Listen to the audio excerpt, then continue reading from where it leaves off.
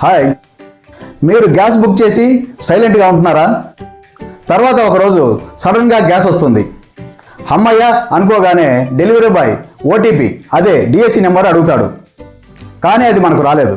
DSC number చెప్పకపోతే gas ఇవ్వను అని డెలివరీ బాయ్ వెనక్కి తీసుకుపోతాడు.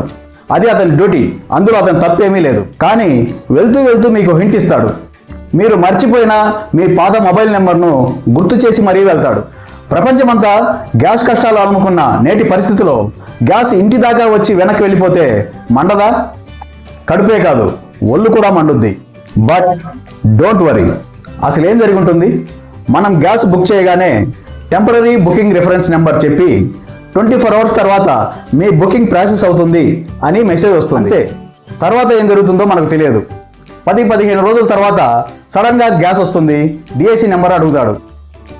ఇన్వాయిస్తో సహా డిఎస్సి నెంబర్ మన పాత మొబైల్ నెంబర్కు వస్తుంది. ఇలా ఎందుకు జరుగుతుంది అనేది ఒక పెద్ద క్వశ్చన్ మార్క్.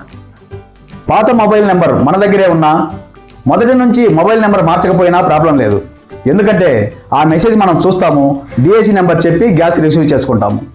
మన పాత ఫోన్ నెంబర్ మన దగ్గర లేదు, డిఎస్సి తెలియదు. అప్పుడు ఏం చేయాలి? మన గ్యాస్ ఏజెన్సీ ఆఫీస్కి వెళ్ళి ఈ విషయం చెబితే వాళ్ళు ఇలా ఎందుకు జరుగుతుందో మాకు కూడా తెలియదు, దయచేసి మీరు గోడౌన్కి వెళ్ళి గ్యాస్ తెచ్చుకోండి అని ఒక ఇన్వాయిస్ పేపర్ ఇస్తారు. అది తీసుకుని మనం గ్యాస్ గోడౌన్కి వెళ్ళి గ్యాస్ తెచ్చుకోవచ్చు. ఫ్రెండ్స్, ఇది నా అనుభవం. గ్యాస్ ఏజెన్సీ ఆఫీస్కి వెళ్ళినప్పుడు అక్కడ ఇదే సమస్యతో చాలామంది ఉన్నారు. అందరికీ తెలియజేస్తే బాగుంటుందని ఈ వీడియో చేశాను. గ్యాస్ విషయంలో మీ అనుభవాలు కామెంట్ చేయండి. Thank you.